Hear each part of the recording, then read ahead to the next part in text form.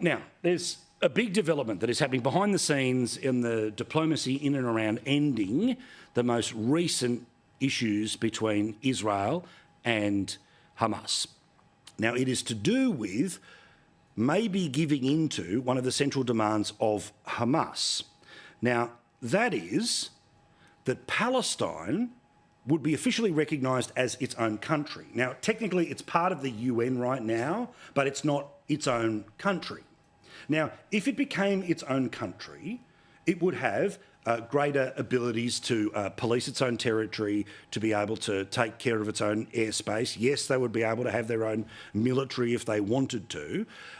They would also have to have the responsibility of making sure that all of the utilities are not something that's lent on out of Israel, but instead they'll have to make it all in their own part of the world.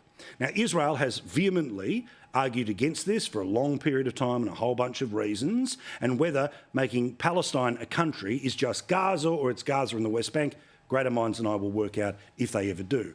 But the reason I say all of this is because for the first time in a very long time, the United States, the UK and Australia are all saying that they may well end up recognising Gaza and Palestine as its own country, as a way of trying to bring to an end the conflicts that are taking place right now. Now, obviously, would that mean that that country would keep electing Hamas as its government? Who knows? Would Hamas literally be in charge of the defence force? Would they be able to make agreements with places like Iran more formally? I don't know.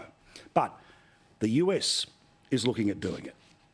The UK is looking at doing it. And this former Prime Minister, now Foreign Secretary, is openly talking about doing it regardless of whether Israel likes it or not.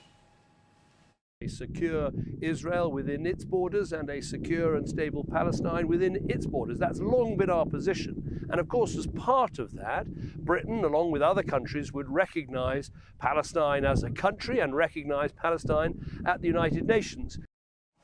Now, as I say, they're already recognised since 2012 in the United Nations, but not recognised as a country in its own right. They have observer status, and the left in Australia has long demanded that Australia does this. In fact, the Victorian Labor Party just last year said that there needed to be a recognition of Palestine, and I think that was around the middle of the year, so it was before the whole October the 7th stuff.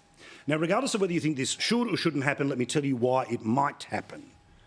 Because Joe Biden wants to keep his job. You see, this issue, again, whether you like it or not, is trending very much Palestine's way with younger voters in the United States who would have been assumed to vote for Biden. But they have openly said, unless something like this happens, they won't vote for Biden to be president. So you are literally looking at a scenario now where, for Biden's very own political survival as president of the United States, they may well end up changing the way that parts of the world are defined, all for the American election. Again, like it, don't like it, argue for it, vote against it. But if there is any change, it's because Joe Biden needs and wants to save his backside.